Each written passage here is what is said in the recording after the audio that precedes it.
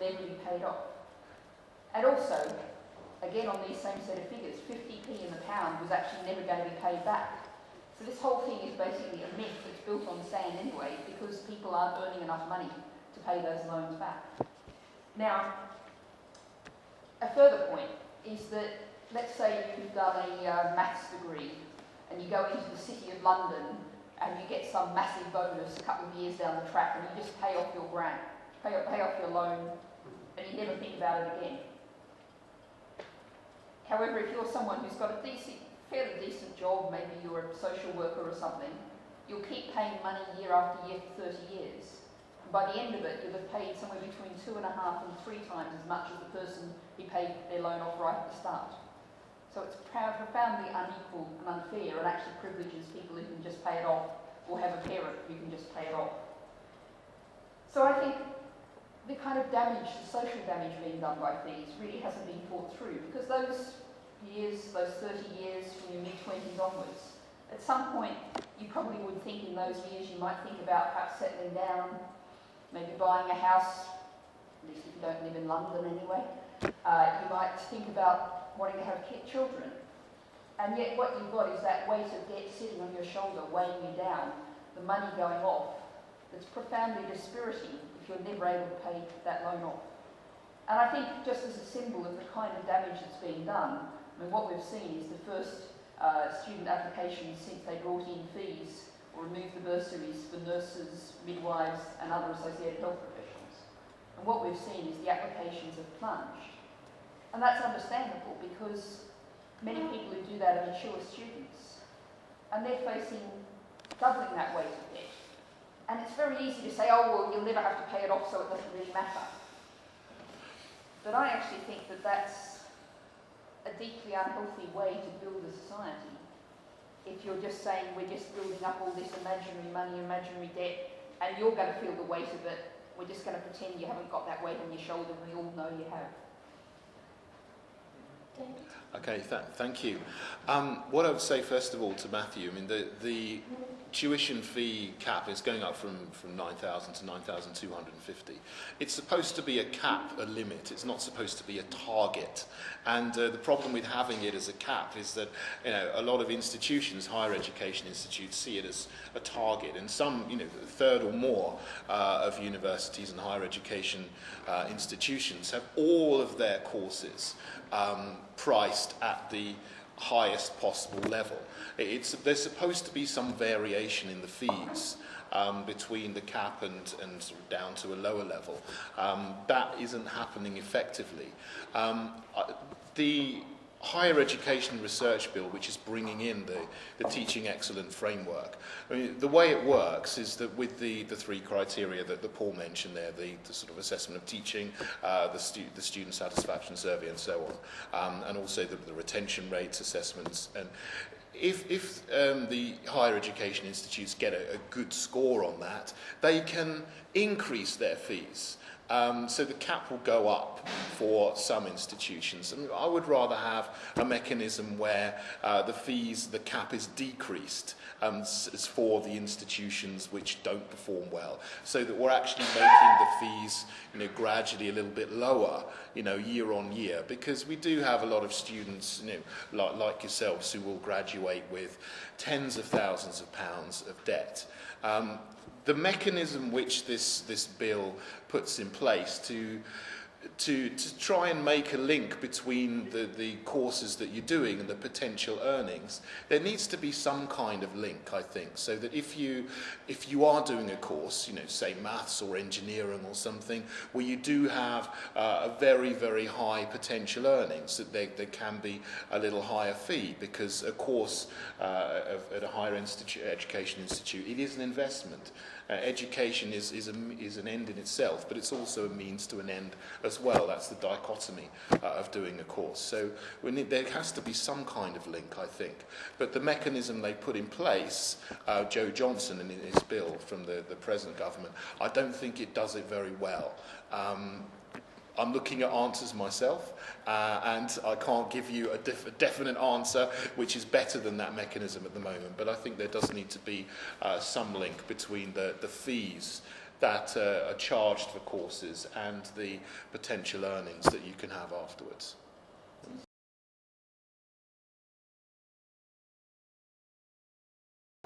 David, you were just on. Go back on game. Fine, okay. I don't know where the poll with 8% against immigration is, where that was from. Do you know what the source of that poll was? Okay. I mean, when you talk about immigration, I mean, that can mean many, many different things. I mean, before 1997, you know, the 80s and 90s, the 70s as well, there was a very good level of immigration. Net immigration into the UK was in the tens of thousands, 20, 30, 50,000. And that was absolutely fine, fantastic. There was a good exchange of ideas, a good amount of people coming from other countries to Britain with skills, and other people from Britain going abroad with skills and to travel and so on. But since 1997, the level of net immigration has increased hugely to 150,000. Now it's up to 326,000, I think, a year is the latest figure for net immigration. That's the number of people, more people coming into the country than leaving. Now that does create pressure on public services. It does create pressure on welfare. I mean, I'm from London myself, and I suppose the same issues you have all around the country is that there is a pressure on housing, on primary school places, on doctors' surgeries, on accident and emergency waiting times. And so these are real issues that people do have in towns and cities up and down the country. And I don't want anyone to blame immigrants for that, but it's the government policy of allowing rapid immigration, which is much, much higher than normal. It's unprecedented, it's extreme at the moment, that is causing a lot of the pressures that you talked about in your question.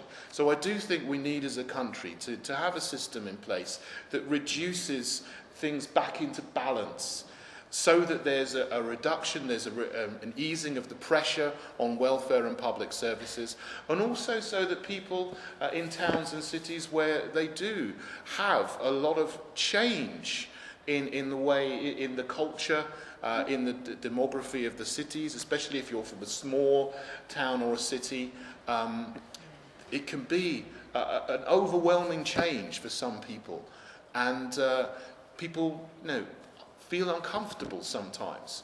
And people express just that I don't like the pace of change. Not that I don't like change per se, but don't like the pace of change. And there have been, incidents, for example, Gordon Brown in the 2010 election going to Rochdale, I think, a famous incident with just a normal voter saying, look, I don't like the pace of immigration. And he went back and his mic was still on and said, I can't stand these bigots. And so there's people who feel that if they just express that they want things to be brought back into balance, that they're called bigots or xenophobes, and I don't think that's right. I think we do need to bring it back into balance, and I think people that do express that, just honestly, should be listened to, and then their opinion should be honoured. Thanks. Oh, well, that sounded very reasonable, David, but I saw this week or last week. Oh, yes. So this week, thank you.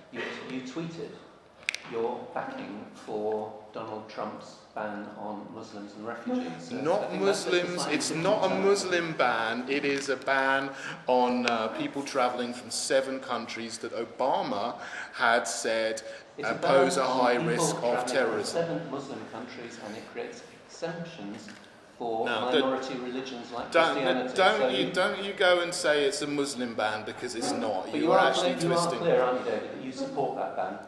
And Obama did exactly the same thing in 2011 when he put the same kind of travel ban on people coming from Iraq into the United States. Probably an alternative fact, it's not a lie. It is actually true. Obama did exactly the same thing as Trump did last week. And it's a temporary ban for 3 months while they put in place a system for working out who is a genuine refugee and who poses a threat of terrorism to the United States. And I do actually support that. That your position is, as you've just been now, that you are seeking to justify and fully support Donald Trump's ban. He's allowed to. He's allowed to do what he does in the United States of America. It's exactly what Obama did in 2011, and I don't see he's fine with it. You tweeted this week that you fully supported it, and you saw in Donald Trump 8 years of more good things coming. What I actually tweeted, if I actually tell you the tweet, my tweet was Donald Trump's immigration policy will increase security. Britain needs to have something similar, which we need to control immigration into our small ports, which don't actually have any border controls on them. You missed that bit out. Let me answer the question. And I started by saying that my value framework is different. I was brought up in Sheffield in the 60s, when it was a relatively white, relatively monocultural city. Since then, we welcome people who have come to work in our factories, to work in our health service, to work in our universities. We were the country's, and I'm proud of it, first city of sanctuary, making a positive statement that we welcome those fleeing persecution and civil war, and we have large Somali and Yemeni communities because of that. And our two universities have brought, I think around, at the moment, about 9,000 international students who enormously enrich the city. Today, last time I counted, not today, but a little while ago, we're a city whose people owe their origins to more than 120 countries and speak more than 160 languages. And I think we are a better, richer and stronger city because of that. And I say that in any audience, and I've made that point several times. I think that we have a very difficult position at the moment, particularly in the Brexit discussions, where, because the economy under the Labour government was doing well, and we were attracting lots of people into the country, the Conservatives saw an opportunity in 2008 to ramp up immigration and made a rash and undeliverable pledge to reduce it from hundreds of thousands to tens of thousands. When they got into power, they recognised it was more complex because many of the people that were coming to this country were coming to fill skills shortages, many doctors, nurses, care workers, seasonal workers in agriculture across the board. They've ramped up expectations, and they now have said, and I'm sure Nick and Natalie and I would agree on this, that they are, they have absolutely wrongly made immigration their red line in their Brexit negotiations. They say bringing back control over migration.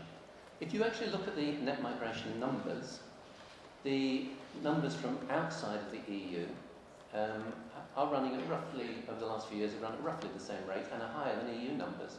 And once you start to disaggregate the EU numbers, you are talking about doctors, nurses, care workers, teachers. You're talking about agricultural workers who the government have already said they want to still come into this country.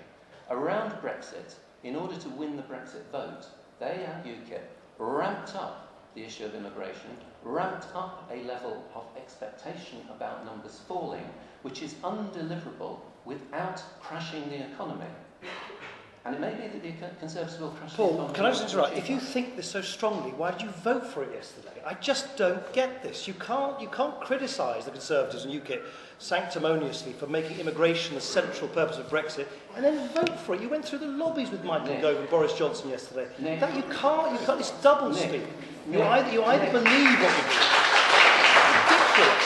Well, while we talk about double speak, Nick, which is an area you're accomplished in. No, I'm sorry. It's a much bigger thing what you did yesterday than even one policy. Hang on. You just said you represent young people. Young people overwhelmingly voted for a different future. You had a choice yesterday. 47 of your colleagues decided to vote rightly with their conscience against this immigration-obsessed strategy by this government. You've just waxed lyrical about it. All sounds great. What did you do yesterday? You voted with them. It's ridiculous. You either stick with what you believe and vote yesterday against Brexit, but don't try and have your cake and eat it. Nick, I don't believe that there should have been a referendum on the... Paul, there was, and there was a vote yesterday, and you had to decide. Well, okay, let me finish, because you raised this quite separate point of the referendum.